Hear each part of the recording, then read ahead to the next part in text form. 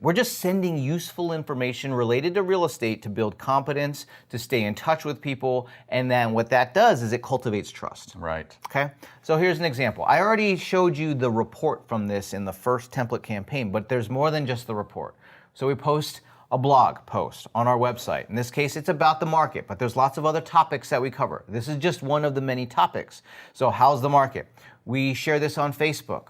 We'll even go through the process of maybe boosting that post on Facebook. Gary's even gone to the extent of, in addition to boosting or to putting that post onto Facebook, is also record a video and put it in there, right? Offering that report. Put it into Instagram. Which is a checkbox. Checkbox, right? Then we have the report, so we can have a call to action. Hey, if you want to learn more, I'll send you a report. That's your call to action for all of these things, okay? And many of you might feel uncomfortable sharing information to your database, or perhaps you've lapsed in communication with people. And this, like everybody has a database. If you have a phone and there's people in it, that's your database, right?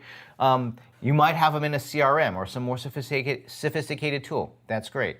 But ultimately, we all have people who know us. Right? And the great thing about the people who know us is we don't have to work that hard to build trust. They already know us. We just need to show our competence.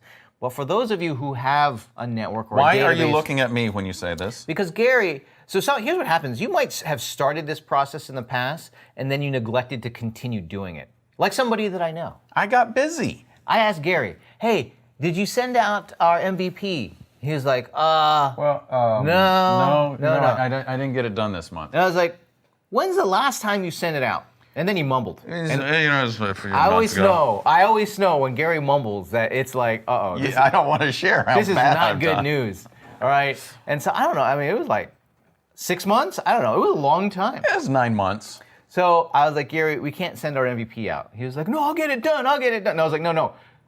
We're going to look not so cool if all of a sudden out of the blue you're sending this information.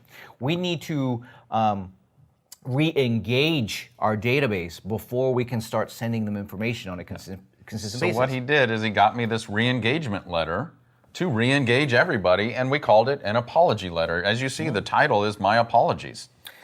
And actually, I learned this from Brian Buffini from working with him. I'm not sure who he learned it from because I've seen different variations of it, but it's quite simple. You apologize, you provide value, and you delay the sale. You don't ask for anything. No. You just say, it's my fault, right? I want to stay in better contact. Here's something that's useful for you. You can share your blog. Heck, if you recent blog post, you share the blog post. In this example, I think we had recently updated our YouTube channel, so we shared our YouTube channel.